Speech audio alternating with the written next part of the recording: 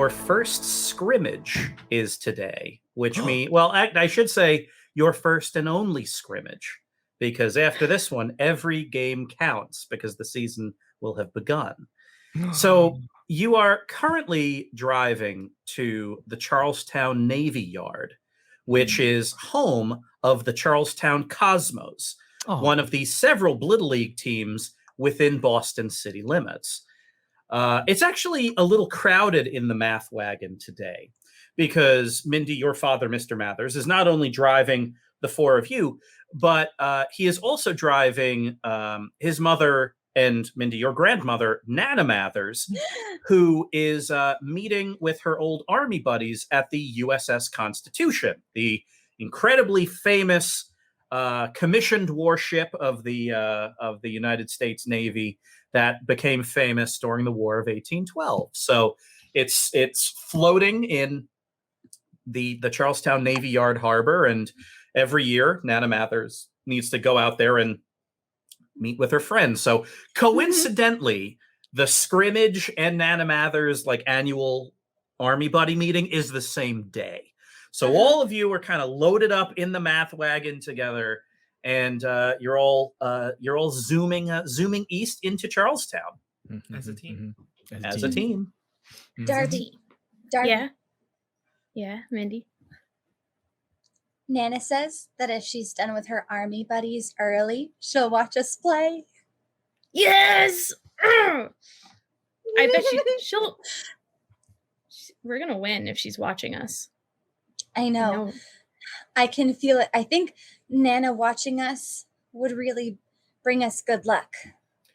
Nana Mathers, who's in the front seat, turns and kind of pops her head over the, between the seats. Well, I have every expectation that you'll win, whether or not I am watching, but I hope to be watching. What we have to do on the Constitution should only take a little while. What do you have to do? What do you have? Yeah, what do you do? And she turns back around. Well, it's just an annual tradition that me and my old army buddies have. We've been doing it for about 75 years, and we hope to keep doing it for another 75. So what sort of tradition, Nana? Nana. She turns back. When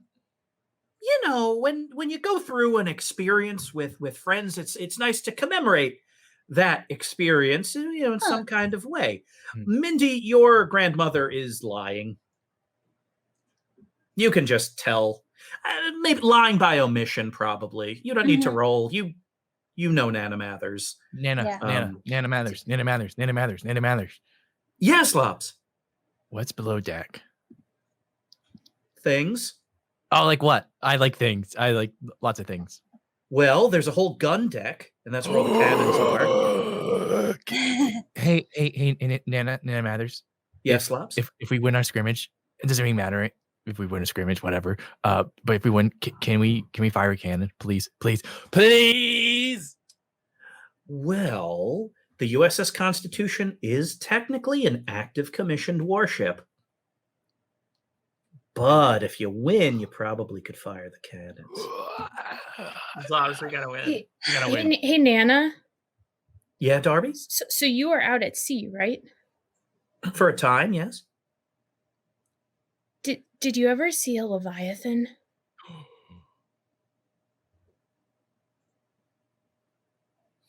You saw one. You paused.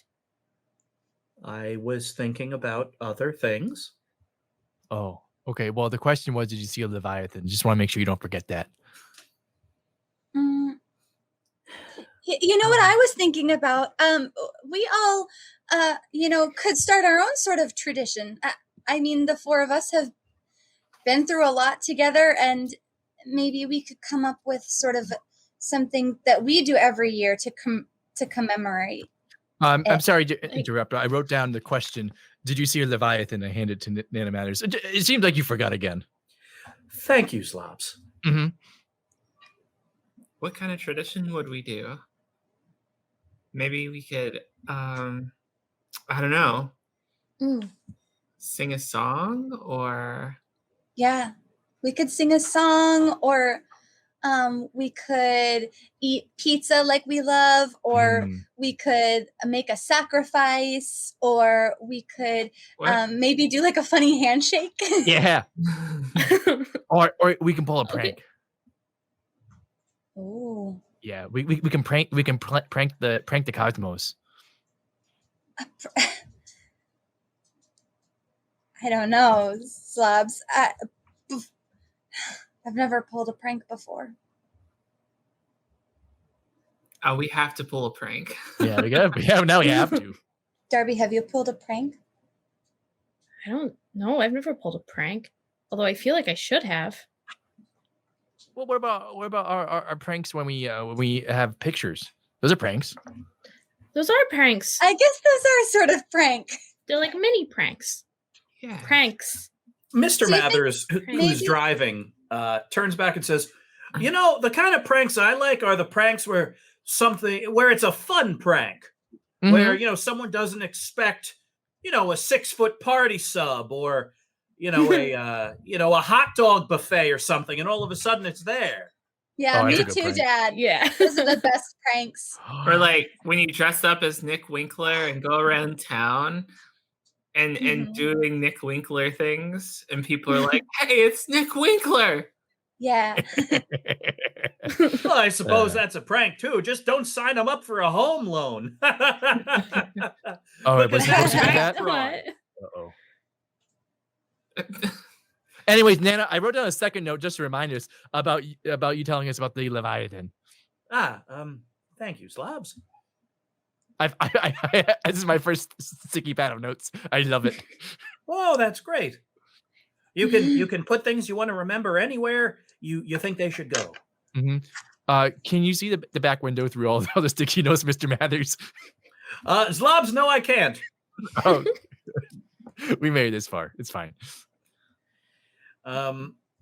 So yeah, you all get to the Charlestown Navy Yard, and the Charlestown Cosmos are, well, let's ask the audience actually for this one. So now, obviously, audience, the big rivals of the Somerville Sunflowers are, of course, the Cambridge Carnations. They are big on-field rivals. And technically now the Waltham Windflowers are as well, but they're not rivals so much as the Mafia. So let's talk about the Charlestown Cosmos. Is this a rival team or are they a friendly team? And we'll see what the audience has to say about that, and we'll go from there. Mm-hmm. Can I talk about their uniforms? You absolutely can. They're all like sailor uniforms. It's very cute. Yep, that is their aesthetic without a doubt. And yeah, I'm seeing plenty of friendlies. They are definitely friendly. So perfect. Competitive, That's nice. friendly on the field friendly off the field rivals to the death on the field. That sounds great. The Charlestown Cosmos are in a fairly similar position to you. No one would bet on the Cosmos to win the Greater Boston Blittle League Cup. But you all work hard every year. You're very cordial, and like all of you, they are a collection of very kind of skilled defenders of the rest of humanity. Their star player is named Plank Tanaka, who is she's tall for she's actually a year younger than you all, but she's tall for her age, and she is kind of a diplomat by nature, very affable, out there for every coin toss, super friendly. And also, which you think is awesome, she wields the badge of office for whoever is the captain of the Charlestown Cosmos. They're big into naval tradition, so they always have like a captain, which is she bats with a giant ship anchor. So that is her whole deal. And in point of fact, Plank Tanaka is the first person to kind of greet the math wagon as it as it goes into the parking lot here. So she runs up, kind of anchor on her shoulder. Hello, sunflowers infield. Hey, Plank. cousin. Hey, Plankton, Captain. I salute. Hey, at ease. Remember last season when you were at bat and then you dropped the anchor on my toe and broke my toe? That was very fun. I can't believe you didn't even want to call a timeout. You said play on. You kind of screamed it, but you said play on, and I said Zlobs is one tough cookie. Yeah, I played through worse, but it hurt. We think you're also tough, Mm-hmm. Cookie.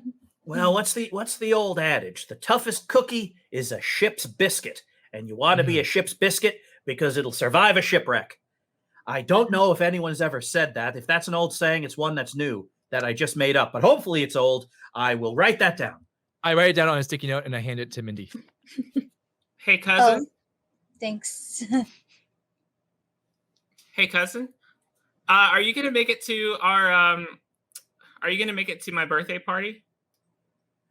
Hold on. And she pulls out her notebook. Oh, that's in 8 days. Yeah, Mom really wanted to say hi. She couldn't make it, huh? No, not this time. Okay. Well, I can say that I will see her at your party. Great. Thanks, cuz. All right, Morgan. Hey, I'll see you out there. Oh, Salomon, hey.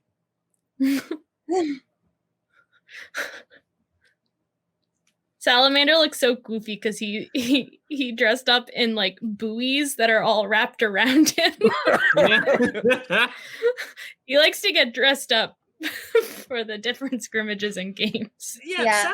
Salamander's still wearing regulation Sunflower's uniform, but as accoutrement, like he always has something. And today it's buoys. He thinks it's like gonna psych him out, but it's actually kind of supportive. Yeah. Harper's Bazaar always dresses up like to look nice, but Salamander Scoot dresses up just like as sort of like as like a costume. Yeah, he loves the cosplay. He sort of makes himself into a mascot for the other team. I don't know why he thinks it's intimidating. He always insists that I'm going to get in their minds. I'm going to play a mind game. This is it. This is the time that I figure them out. Because if you act like a buoy, you're going to float out there. He always believes. That's right, Scoot. Yeah, you got it, Scoot. Harper's Bazaar, as always, is dressed in what could best be described as Blittle League high fashion. Yes. She's currently wearing a pair of Wellington boot cleats that she has clearly made, but the craftsmanship is outstanding. Fresh vest for the first scrimmage of the season. Wow. And you're all kind of gathered in the parking lot, and Plank Tanaka, as always, is doing all the rounds and greeting everybody, saying hello to all the new Sunflowers players. Morgan, Plank has been like this her whole life. Yep. And in some of the more difficult times in your life before you knew the Sunflowers, it was Plank that was kind of the person you would instinctually go to, because she's your cousin, so it's not like she's a sibling, she's your cousin, and so there was distance but still that family relationship. And so she beyond these folks here, you would trust Plank just as much. That would probably be the 4 people for you. If you had to choose a 4 for your Mount Rushmore of trust, your cousin Plank would be one of them. So Mindy, you're watching. Nana Mathers wishes you all luck, promises she will do her best to watch the game, and there's a small cluster of similarly aged war veterans all gathered around, on a far corner of the parking lot, and she waves and they wave back. And, you see her, and Mindy, you're not actively trying to scan your grandmother's mind, unless you are. But she definitely, like, you can sense apprehension in her mind, and you see her kind of walk up, and the dialogue you can't read, but it's Nana Mathers asking a question, one of her buddies kind of putting a hand on her shoulder, the other two kind of weighing in, eventually Nana Mathers kind of nodding, and then they all start heading to the USS Constitution, which is docked and sitting beautifully in the harbor, looking as impressive and stately as it has for now well over 200 years. Black painted sides, gun ports closed, sails reefed. Do you think I can hit a home run onto the USS Constitution? Yeah, do it. Yeah. Okay, that's my goal. Right. So, I'm just gonna power hit the entire game. which means that you have to go to left field, because here's the thing: Oh.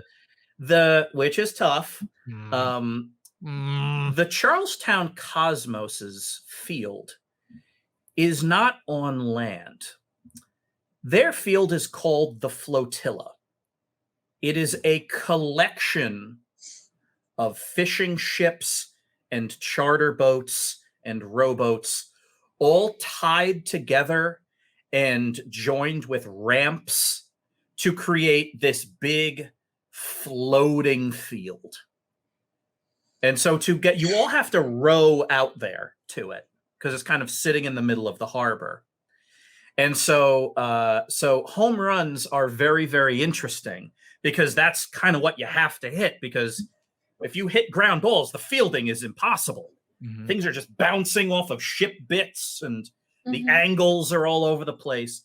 So everyone's sometimes trying they go to down below deck. Yeah, it's very possible to hit a ground ball to the pitcher, and the ground ball will just fall between two ships, and then they call it a sea rule double. If a ball becomes unfieldable because it sank to the bottom of the harbor. So that's, you're all kind of prepared for that. And yeah, you all get together with the Cosmos, and they're all kind of in their naval uniforms, and they're all looking good and serious as always, and you're kind of swapping stories with everybody. Coach Martinez and the other coach, who they just call the bosun, are talking very animatedly and swapping pictures and all of that. And yeah, so what is actually, here's a question for the group. What is your, because you scrimmage against the Cosmos every year because you're a friendly team. It's your warm-up game. So what is the pre-game tradition that you and the Cosmos players have every year? We give each other gifts. They always give us lobsters.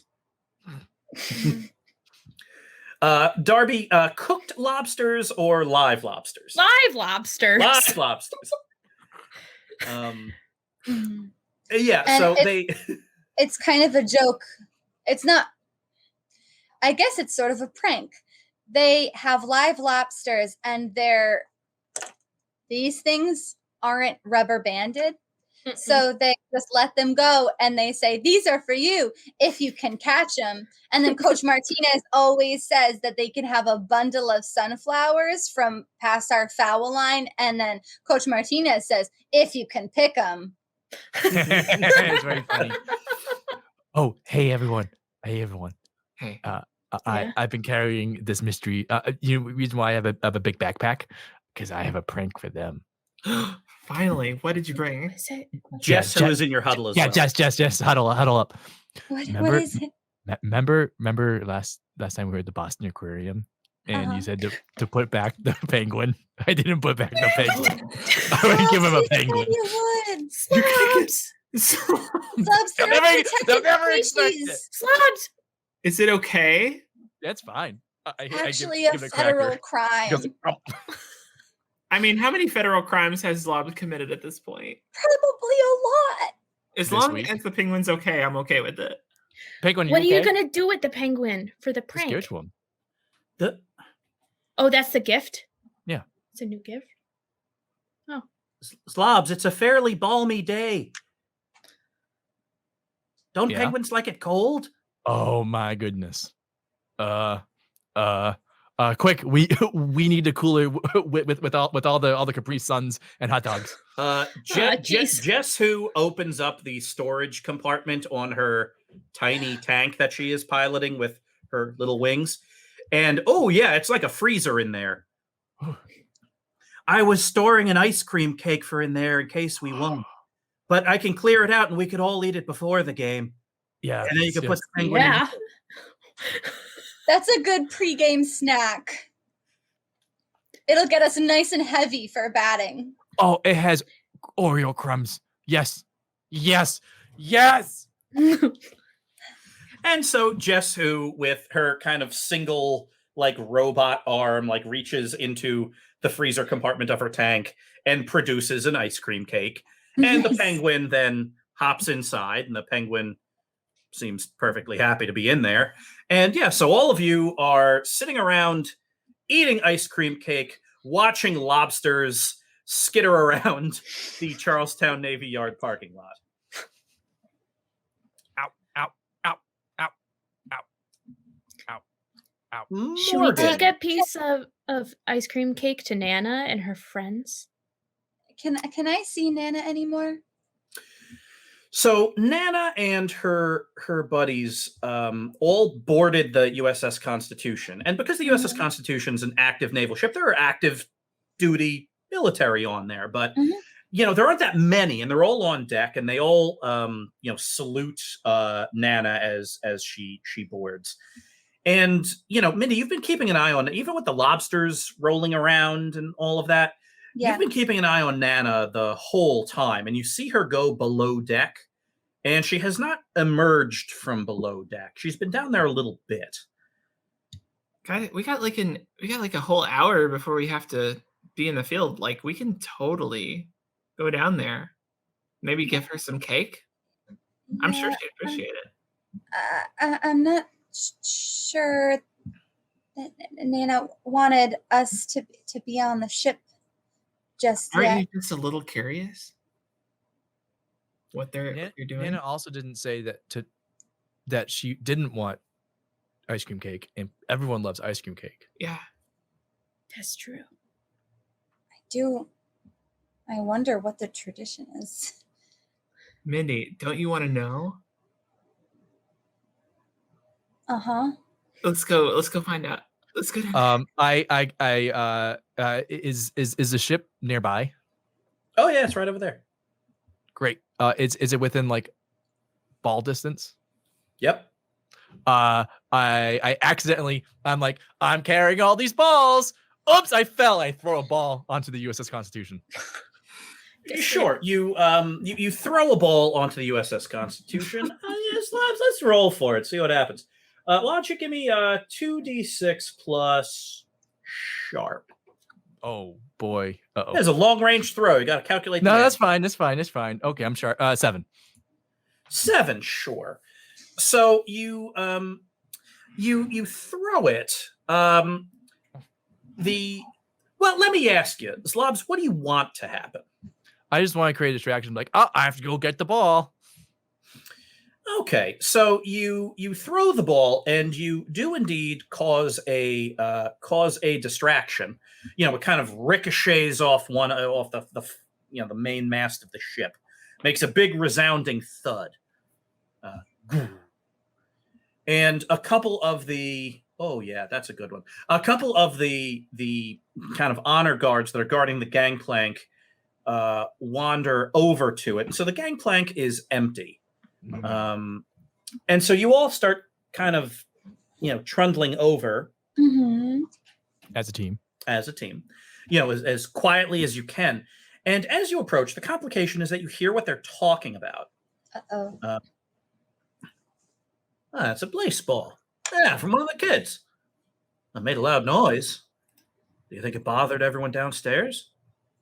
No. And even if so, they've been doing this a while. They'll figure it out, right? Well, I hope they'll figure it out. If they don't figure it out, who will figure it out? Just throw the ball back. And so they are arguing about who to throw the ball to. as you are starting to work your way up the gangplank. Give me just one roll to see if you can actually make it below deck. So anyone feeling lucky at all, tell me how you want to walk across what's your angle for getting across a relatively crowded deck, because there are people up here, and opening a big hatch without drawing attention to yourselves. Maybe we could tell a lie. Yeah. Could I enchant an object to make it another type of distraction so that people look? Ooh. That's like a lie, but a physical lie. Yeah. Sure. Like a prank. Like a prank. Yeah. Yeah. Plank. Yeah, I'll let you do that. Prank on the plank. Plank. You could turn it into something distracting, like sort of like a big something distracting, like like sort a of like British a ship. watermelon. Or watermelon. Wait, what did you say? I'm gonna say like a British naval ship. That's probably more distracting for people on a ship. This is what I want to do. I want to throw an electric blaseball, but when it hits the surface of the boat, I want it to appear to be a leak that just sprung, and when everyone's trying to fix the leak, we go underneath. Whoa. All right. Yeah, that's the lie. The lie of a leak. So Lie of a leak. So Morgan, I'm going to have you roll 2d6 plus weird. I'm going to give you a -1 on top of it because you are asking a lot of this brave little electric blaseball here. So let's roll it and see what happens.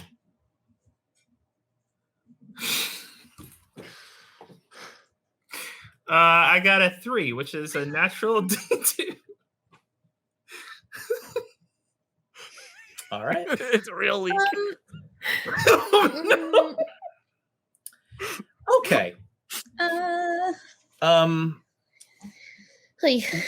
We're going to yeah, all right, let's do it this way. I'm going to ask you all a question. I'm going to ask the audience a question. Oh boy. Sunflowers, land or sea? Oh, we had this question before. Yeah. See? Great, sea. Blittle League audience, few or many? Oh no. Oh, great. All right, that's fine. Unanimous. Thank you, many. Thanks, chat. All right, everybody, it's time for a history lesson. Ooh. On December 29th, 1812, the USS Constitution engaged a ship in the Royal Navy called the HMS Java.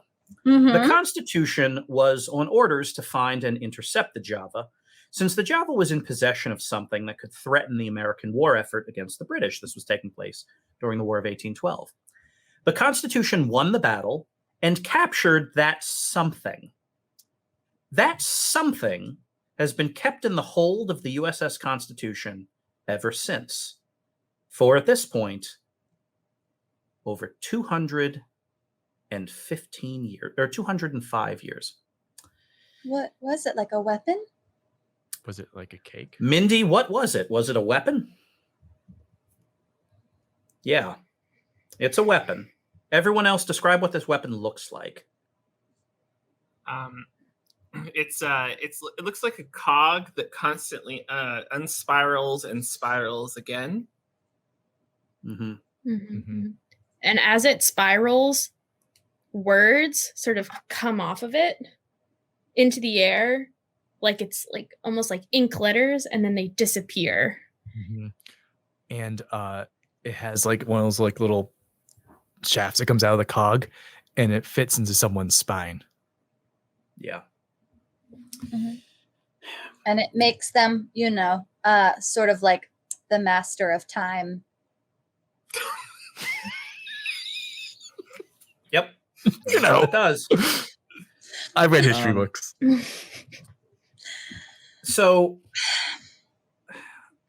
Nana Mathers and her 3 army buddies are down in the hold of the USS Constitution, engaging in a binding ritual around they call it the naval cog. And they're all standing and chanting. Unfortunately, you need 5 for the ritual, but they only have 4, so they're doing their best. A lot of intense focus is required since they're down a person. Choi couldn't make it. So it's just the 4 of them, and they're chanting. And the cog is spinning and twisting and moving. And they're chanting, and like the words are coming out, and you see, order the attack, defensive wheel, HMS Guerriere lost, all of these different things. It's like it's trying to communicate some kind of military message. Mm-hmm. And then all of a sudden, they're trying to bind it. You see this kind of ball of energy starting to kind of coax it back down into its case for the next year. When all of a sudden, they hear a loud, resonant thud. Oh, And no. Nana Mathers kind of opens her eye halfway and then kind of shakes it off and keeps chanting. And then a few seconds later, the ritual is interrupted when a bunch of people on deck start screaming, "Leak! We've got water on board! Water on board!" Morgan, the spell wasn't too weak, it was too strong. Because your focus is lightning magic, not illusory magic. Yeah. And so you tried to kind of divert one, into this other field of magical science. It's And like it's like trying to throw a curveball when you're not good at throwing curveballs. And the end result is it looks like a giant torrent of water is now shooting up in the middle of the ship, as if a cannonball struck it at the waterline. It's a prank. And so it's a prank, everyone. I'm sorry. I'm gonna fly to the leak, as a grand gesture, and say, "I've got it, everyone. The leak is no more." Oh no! Oh no! So I go that they down think there. that it's fine.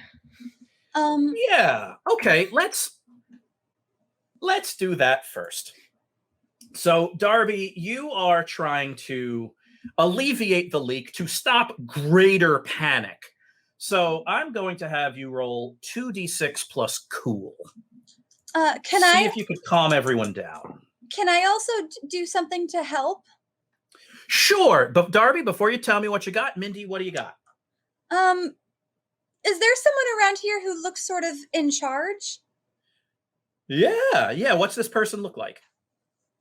Tall and sort of like an adult. Sure. The acting first mate is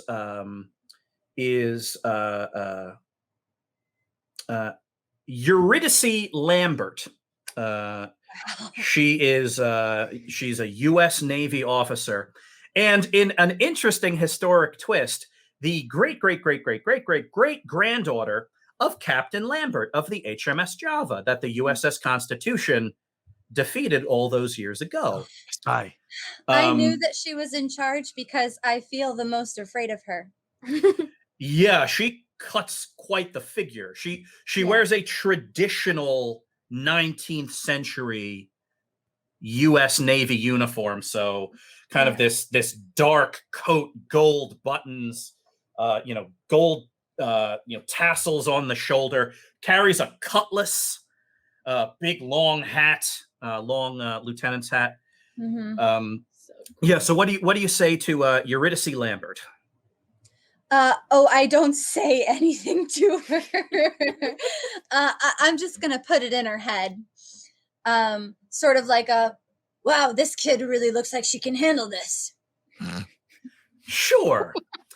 Okay, Darby. You know what?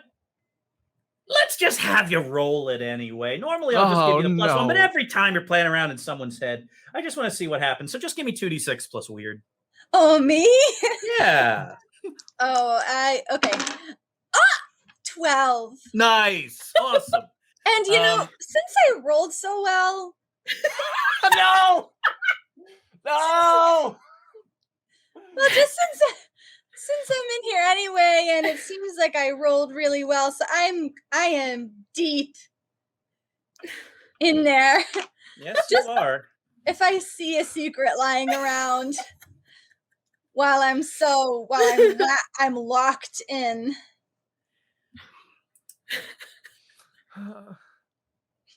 First mate Eurydice Lambert of the USS Constitution is a proud member of the U.S. Navy and a proud American. However, No. she has always, as a scholar of naval history, she always thought the battle between the Constitution and the HMS Java was unfair. Because she thought her great-great-great-great-great-great-grandfather was not given a fair fight because the Constitution was a more well-armed ship. And so she always thought that was unfair. She thought that if the Java had time to prepare, would have been totally different. That's interesting. That's by no means a treasonous thought. This is a scholarly thought. She's a she's a good egg. Yeah. And so you're kind of bouncing around in there, and she has, surprisingly pro-Royal Navy sentimentality regarding the ship that she is second in command of. But she kind of steps back and says, hold on, everyone, hold on. It looks like this Blittle Leaguer has something under control.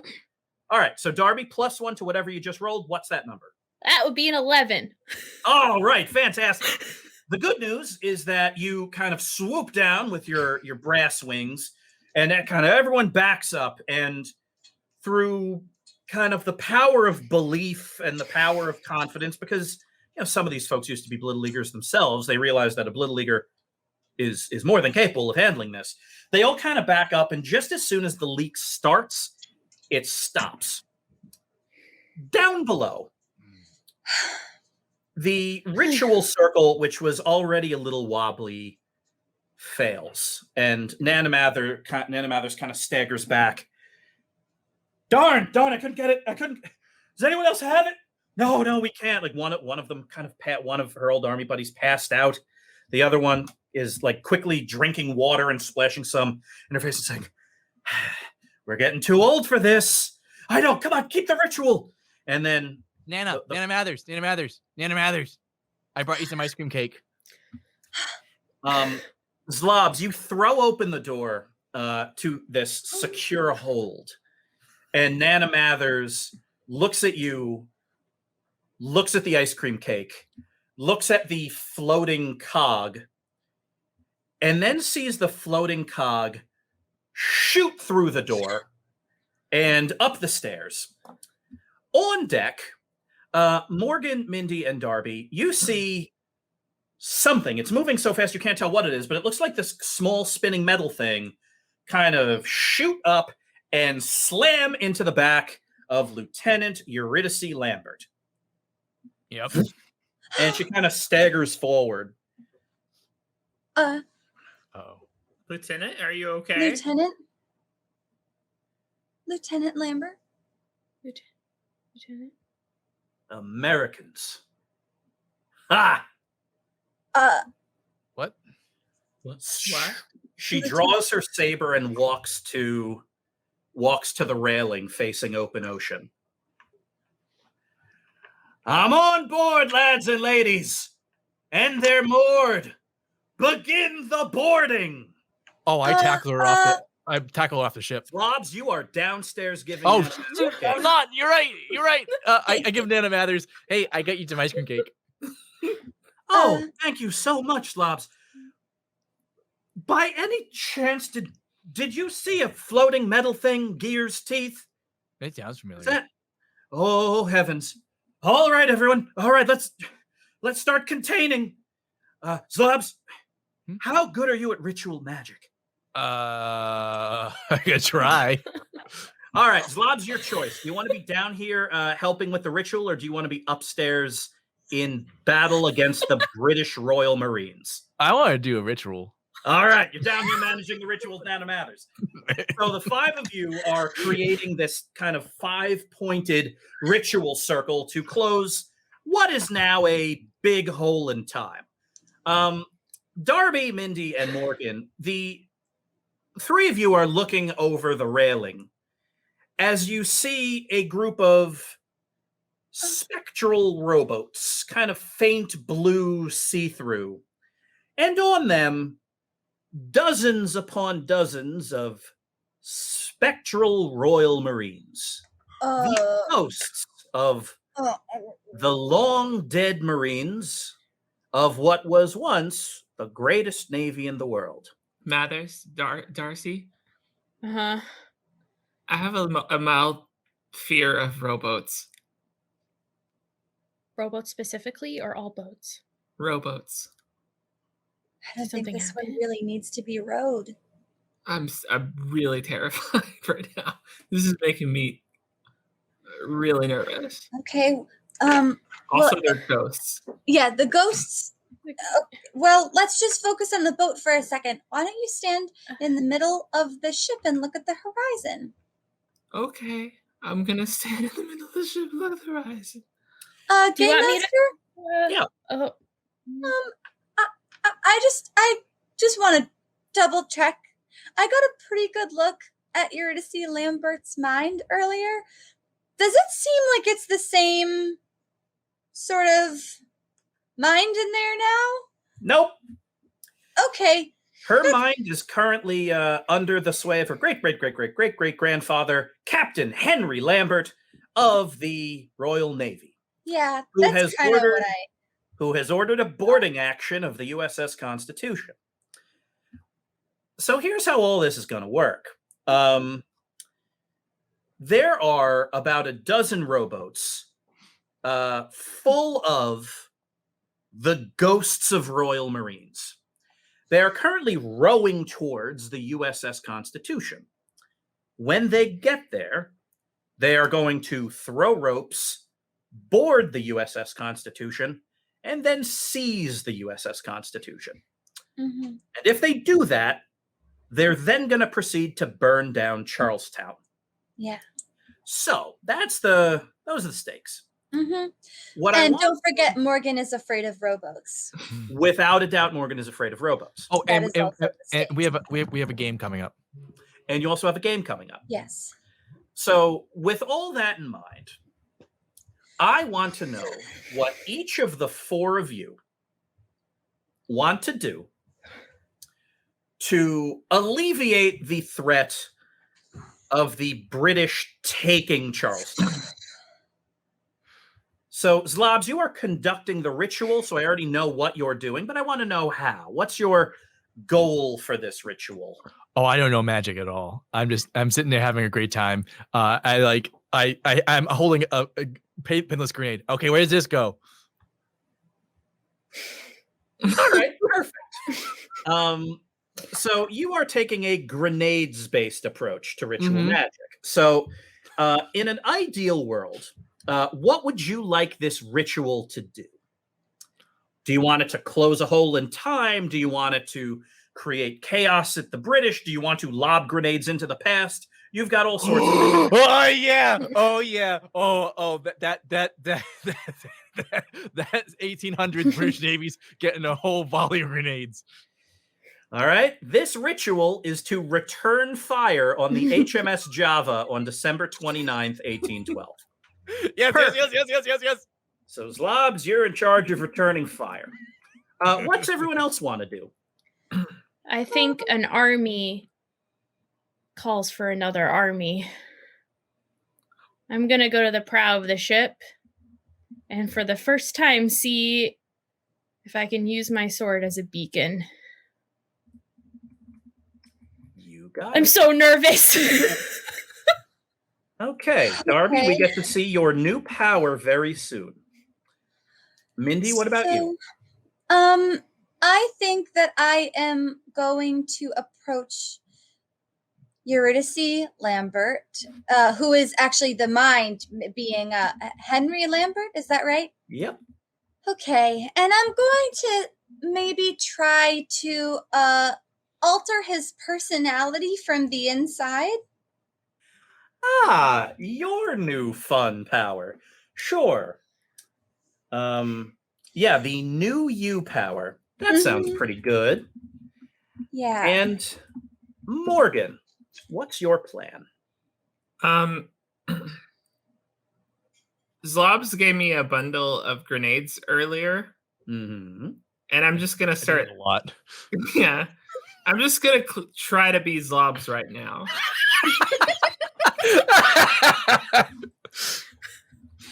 I'm gonna try to engage my tactical mind and just do and not think. Can we, You got this, John? Morgan. Can we go back to that scene? When I gave her Sure. the grenade. All right. It's a it's a sunny morning. You're outside Zlobs' emergency wagon. Morgan Zlobs said that he had something really important he needed to talk to you about, and so you met him, and here we are. Oh, good morning. Hey, Zlobs, how are you? I'm frazzled. What's up? What's going Here, I opened the back of my van. I got a new shipment with grenades. It's filled with grenades. I can't even sit down. This entire van is filled with grenades. I'm not sure what happened. I'm not sure. There's so many grenades. Morgan, Yeah. Morgan, help me. There's so many grenades. Okay. Please, I'll here, take some. Take some. I'll take some grenades. Gosh, I don't know what I'm doing with grenades. I feel like my grenades is magic and your grenades is, well, grenades. Yeah. It'd be so weird if, like, I don't know, I use grenades and you use magic, but that's Cut back. So yeah, Morgan, you're holding just a boatload of grenades, and yeah, you know what? We're gonna start there. So Morgan, you're on deck, and you are staring at a small fleet of your fear rowing towards you with ghosts on board. okay. And- Okay. And you realize it's like, well, I need to be brave. And who do I know that's brave? Zlobs is the only brave person everyone I know is brave, but Zlobs is really Zlobs is the only person that I don't know has any fear. So I'm gonna be Zlobs. And I'm gonna look at a random passenger and I'm gonna take their sunglasses and get them on my face and go, yeah.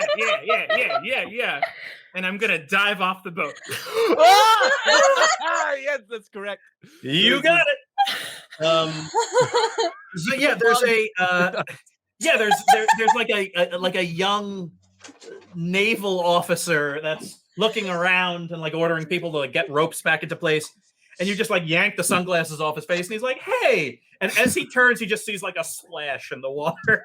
Mhm. So yeah, Morgan, you are swimming towards the boats.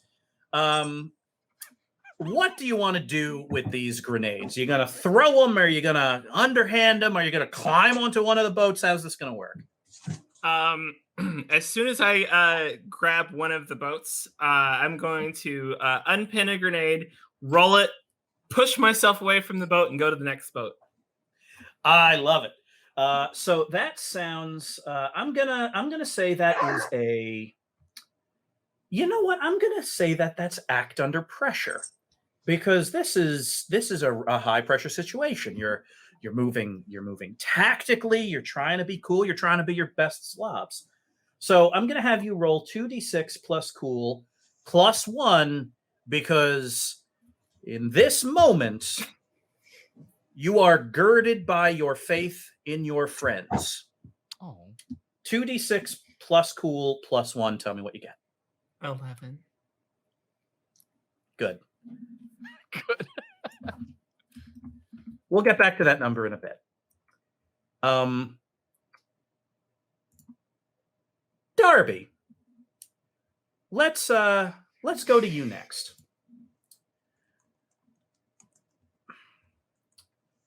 Actually, we're going to jump back in time just a little bit.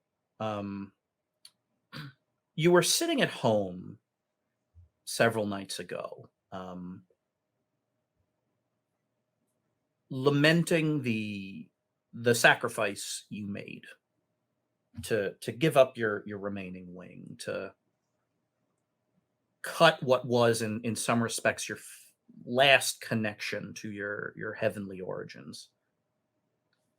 And you're sitting at home and you're pondering this. And after Louisa and Jorge engaged in a multiple round checkers tournament to decide who was going to make dinner, Jorge made dinner, and there's like a plate of like cold pasta in front of you as you're thinking. And all of a sudden you realize Louisa and Jorge are no longer at the kitchen table. You are sitting across the kitchen table from an angel. Not just any angel, too, a famous one. Nakir, the keeper of the arsenal of heaven. He's sitting there looking incredibly resplendent and formal in your kitchen. He holds a hand over your pasta so it reheats. I have been informed of your sacrifice of late. Oh. So Declan came to see you. The first thing he did when he came home. It's weird. Sometimes I feel like I can kind of still feel them. I mean, obviously, I have other wings, but it's like I have a second phantom pair of wings. I'm glad he went to go see you, I guess. Why did he go see you? What? We talked about you. What you're feeling is a want. A want of connection to your old home. But it's not that want that fully consumes you. The connection to your new home is stronger, I think. But your old home is still there. You are from a place, and now you live in a different place, which means you're of both places. Yeah. Whether or not you have wings does not define that identity of yours. Oh. Yeah, sometimes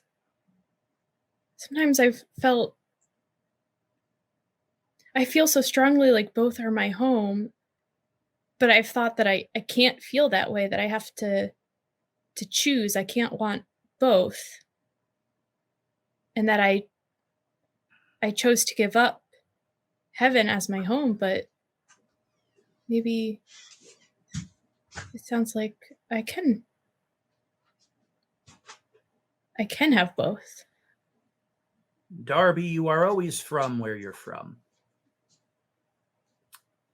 And because you do not have wings, you need some other symbol, some other reminder that when all is resolved and when the powers that be decide you've done enough to erase that stain on that perpetual record,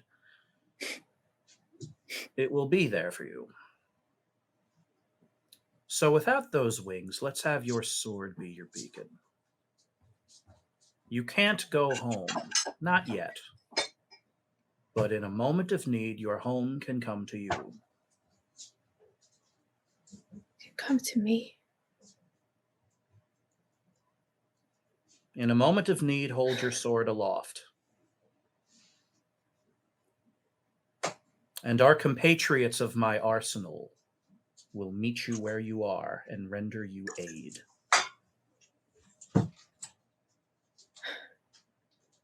Wow. Thank you. I promise that I will be responsible in using my new home. Nakir nods. And all of a sudden, you, Louisa, and Jorge are eating spaghetti and meat sauce in your kitchen.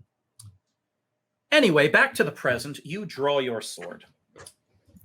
Darby, you now have a new skill. It is called the Army. Roll 2d6 plus tough and tell me what you get. 7. Okay.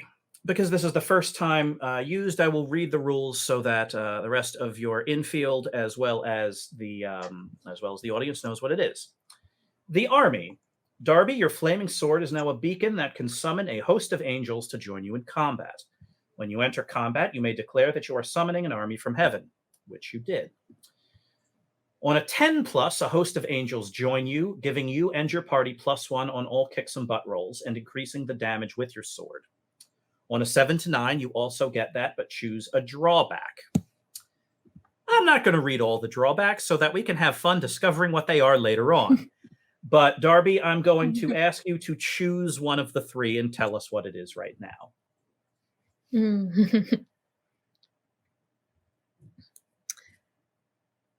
You draw unwelcome attention from an organization, cabal, or unknown foe. Couldn't have chose better myself.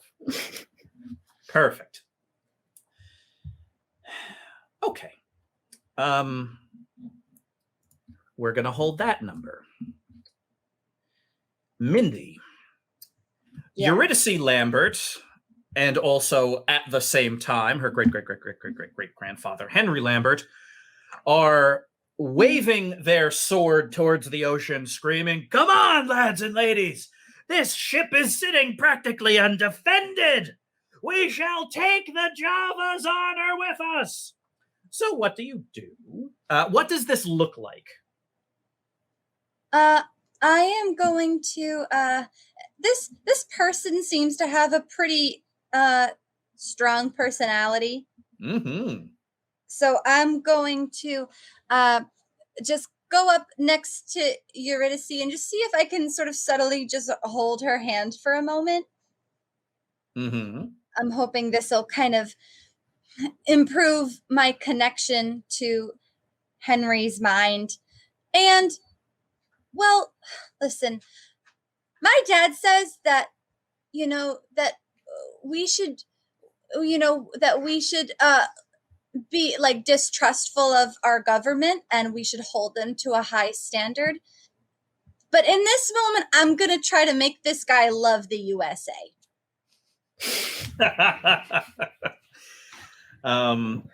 So the word that will be incorporated into their personality is, shall we say, patriotic. Patriotic was what I was going to go with.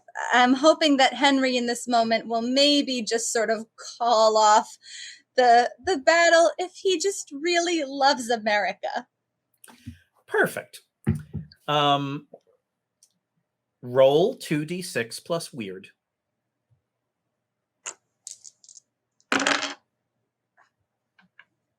Okay. Do you want me to tell you what it was? I really do. Oh, okay. I rolled a 6, but +2 for weird, which is 8. That's pretty good. That's good. I thought it was gonna be like a 2. Yeah. Me too. Well, I just whenever I see a 1 come up, I always. So new you is kind of an interesting one. Like the Army, it's new to the audience. So I'm going to go ahead and read it for their benefit. New you. You can use your power to alter someone's personality. Say one word that will be incorporated into their personality, like jealous or brave, or in your case, patriotic, and roll 2d6 plus weird. On a 10 plus, you temporarily change their personality in a way you suggested. On a 7 to 9, you do so, but choose a drawback. In order to keep some of these drawbacks a fun surprise for the audience, Mindy, I want you to look at the drawback list and choose one. Yeah.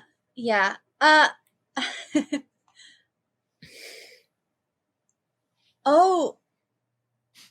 I'm going to choose that they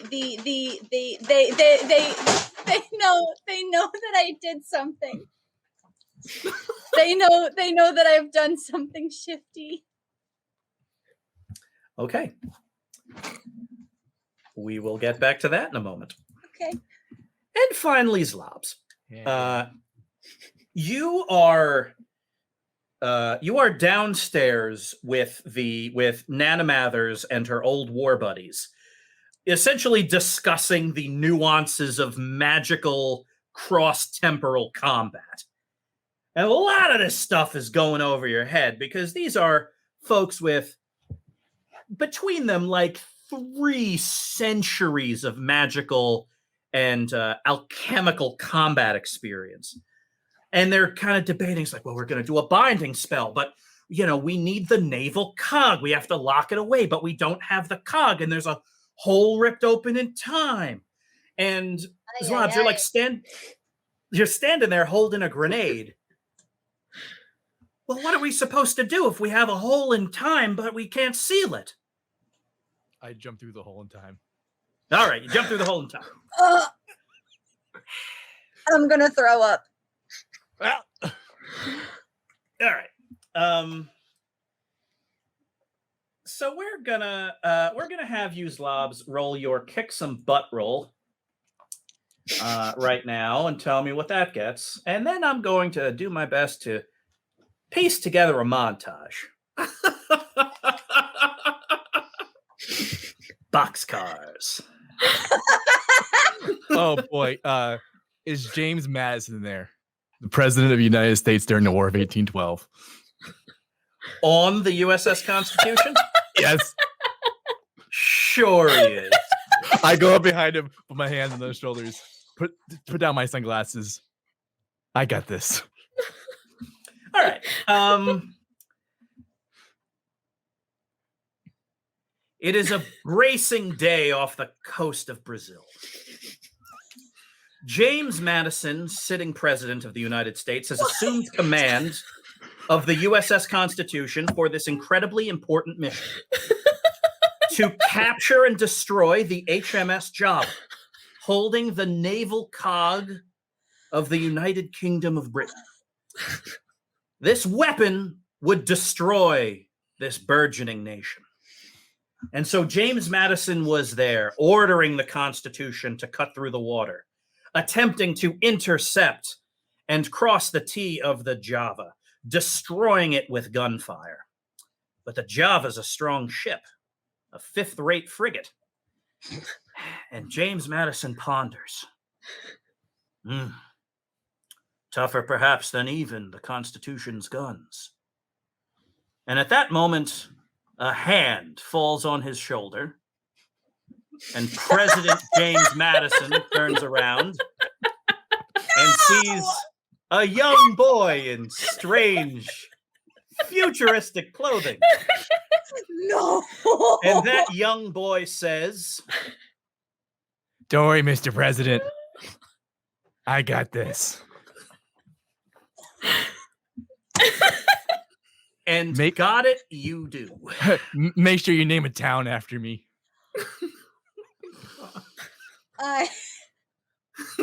And you rolled that natural 12, did you? Yeah, that's correct, John. We're getting canceled, folks. Show's going off the air after this one.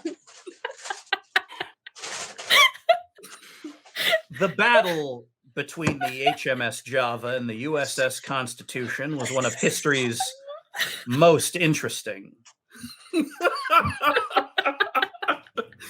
The historians never understood why sitting President James Madison ordered the Constitution to ram the HMS Java in open water.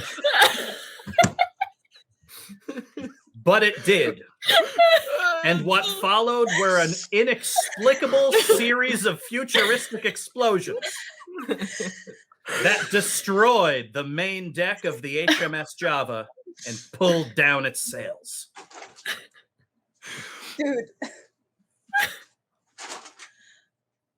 At the very end of the battle, the Americans of the USS Constitution cheered, applauded President James Madison and his young strategic advisor. James Madison takes a knee and looks at you and says, "And what's your name, brave American?" My name is Zlobs. Indeed. In the present, Eurydice Lambert continues to wave her sword, and these ships are beginning to get close enough that some of these spectral Marines are starting to throw grappling hooks onto the Constitution. When all of a sudden, Henry Lambert kind of pauses.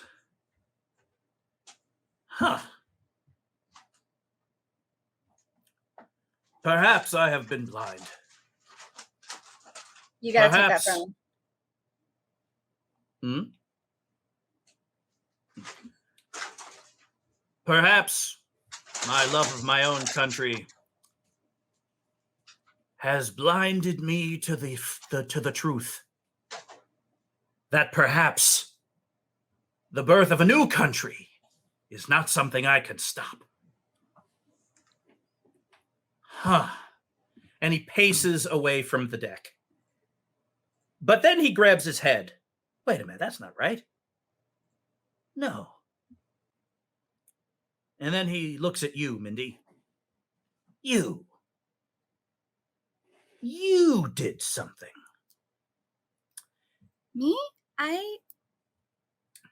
Well, I've just been standing here holding your hand. He draws his saber, or the combination of he and his great-great-great-granddaughter. They draw their saber. I don't know who you are, but I challenge you to a duel. A duel sort of the kind of weapon fighting sort of nature. Blade versus blade. I take out my big knife. And so, duel between Mindy Mathers and a long-dead British naval officer engages in full force on the deck of the USS Constitution. Meanwhile, Darby, you stand at the fore of the ship and rest your hand on the rails and draw your sword. What does it look like? I draw my sword, I lift it to the sky. It's flaming, like always, but it changes from the reds and the oranges, and it gets brighter and brighter until it's a mesmerizing blue. And the flames start shooting off, and then angels from heaven, as I shout, "Army of heaven, I summon you!" start in flames, just coming forth, bursting forth from my sword, themselves starting as blue flame. This jet of blue flame is happening, and angels are springing from it, wearing the war regalia. The deck of the ship is now swarming with angels, and they all form a line. And the angels all look at you, Darby, and they kind of raise their own flaming swords. And in one unified voice that sounds like a chorus say, "Darby, O Darcy of heaven, we will protect this ship." You then hear, Darby, behind you, a cheer as those angels are reinforced by a combined force of Somerville Sunflowers and Charlestown Cosmos, all storming on board. Yeah. Plank Tanaka says, "Sunflowers, I hope you don't mind, but I'm going to give some tactical orders here. Reinforce the front of that ship." Everyone's like, "Yes, yes, Captain Tanaka." And everyone's kind of falling in, and people are, scooting in between the angels, and they're all forming this war line. And, Jess Who has her arm out, and in that arm is a sword, and it's kind of wildly flailing in space. And the rowboats are starting to now hit the side of the boat, and grapnels are being thrown up. Just right before this, I command one angel to specifically protect Jess Who. The one angel kind of looks you in the eyes, and it's it's literally eyes that stretch infinity miles back, meeting yours. On my immortal life, I will. And Jess Who and this angel are now preparing to fight back to back. Plank Tanaka looks down and says, even with all of us, there certainly are a lot of them. And at that moment, about half the boats explode. Floating in the water, kind of behind center field of the flotilla, is Morgan Woodstock, laughing like Zlobs,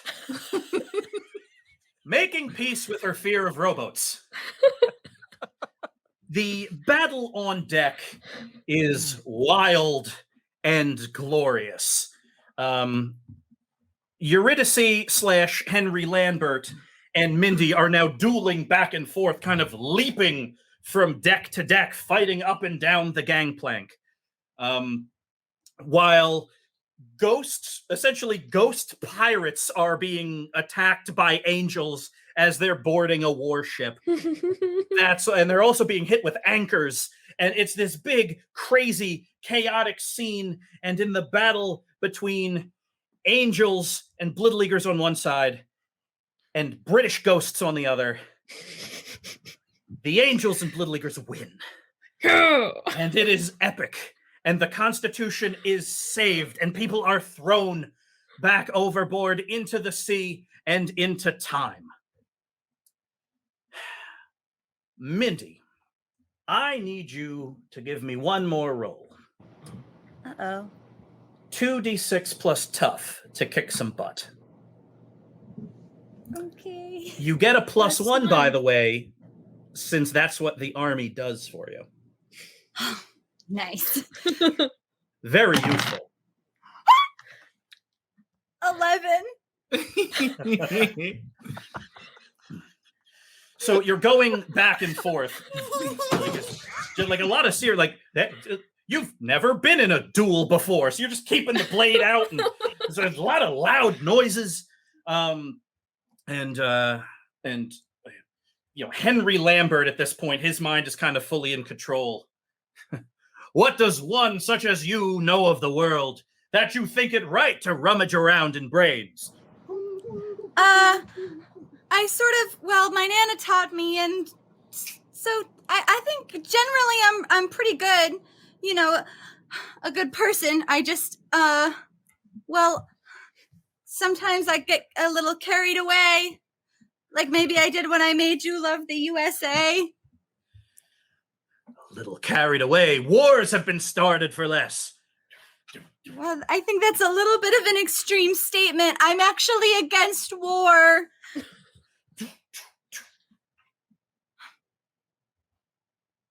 I'm dueling someone that's against war, huh? Well, in my defense, I'm only 10.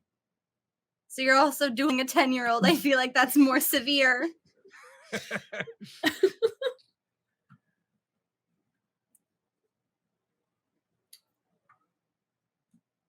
Henry Lambert puts away his sword, or his great-great-great-granddaughter's sword. I put away my big knife.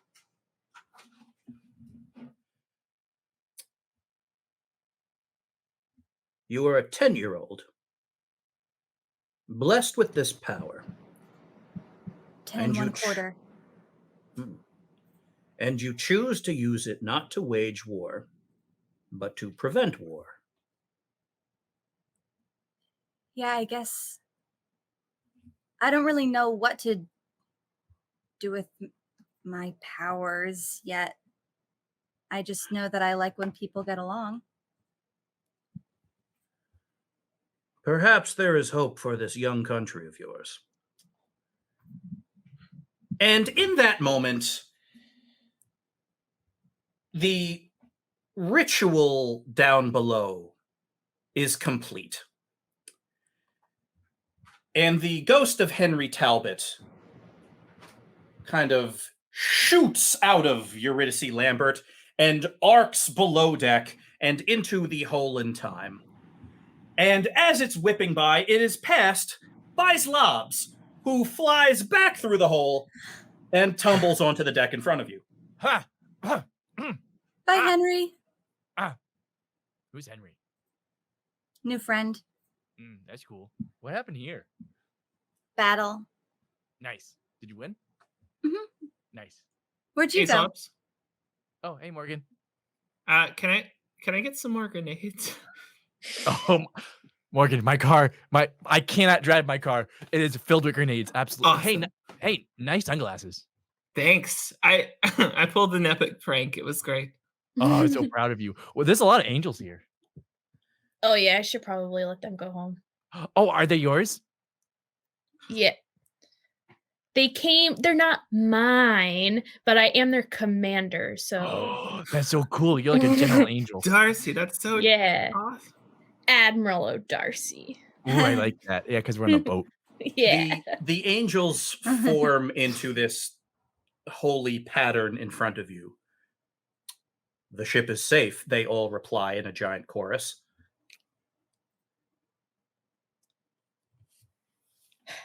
Then I'm sending you home. Thank you for your services. Bye. We'll be waiting. And there's a burst of blue light and they vanish. Whoa, it's so cool. That That's was neat. freaky. So Yeah. now all that's left on deck are the Somerville Sunflowers, the Charlestown Cosmos, and 4 old army buddies that have just finished the ritual of binding on the naval cog. Oh, Nana Mathers kind of looks at all Nana. of you. Nana, you didn't eat your ice cream cake. I'll eat it at the game. We finished in time.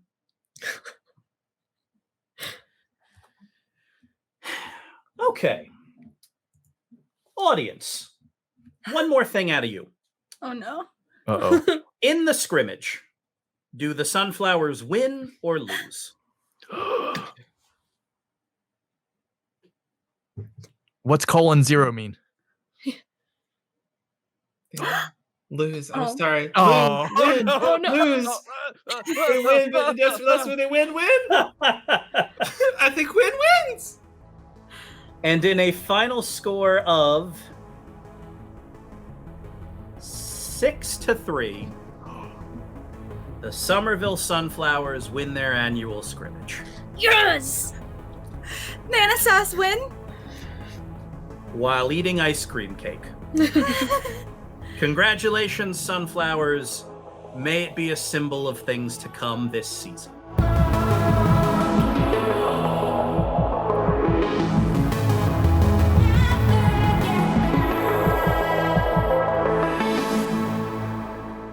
The town of Zlobs, Massachusetts, Yes! is celebrating its 209th anniversary. Oh no. And the mayor of this town is about to unveil a statue. All right, everyone. After our successful fundraiser, it is time to unveil something that the Bicentennial Committee has been raising money for, this nearly 10 years. This is a statue of the patron of our town, the hero of the battle between the Constitution and the Java, the unknown victor, known only as Zlobs.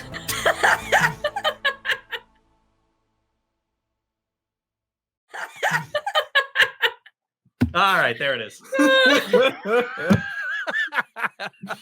Yep. Oh, I hope this doesn't go to his head. Oh, Boy. Oh. Gonna have to pull a prank with that statue somehow. Where in Massachusetts is this, John? That's what the chat wants to know. Uh, I'm going to say, you know what, Zlobs, roll for it. Oh no! Hold on. How rude! Oh no! We're gonna split it. The history. We're gonna split it. Yeah, here's how it's gonna be.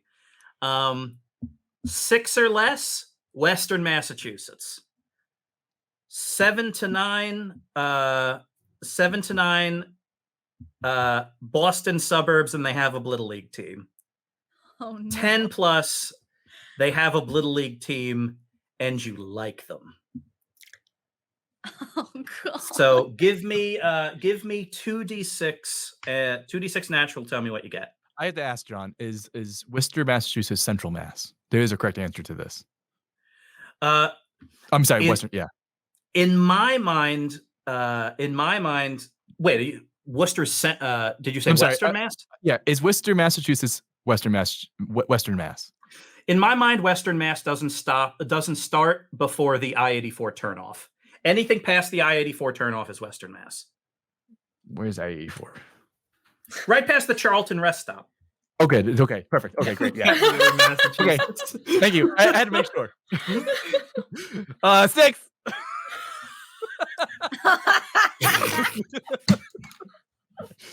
You know where it is? Where is it, John? There is no Charlton, Massachusetts. No, which means my there is no. Yeah! Yeah. There is no Charlton. Yes. Joey T. Badger. Mhm. Joey T. Badger was canonically born in Zlobs, Massachusetts. Yes. Yes. Yes. Oh my Hell god. yeah.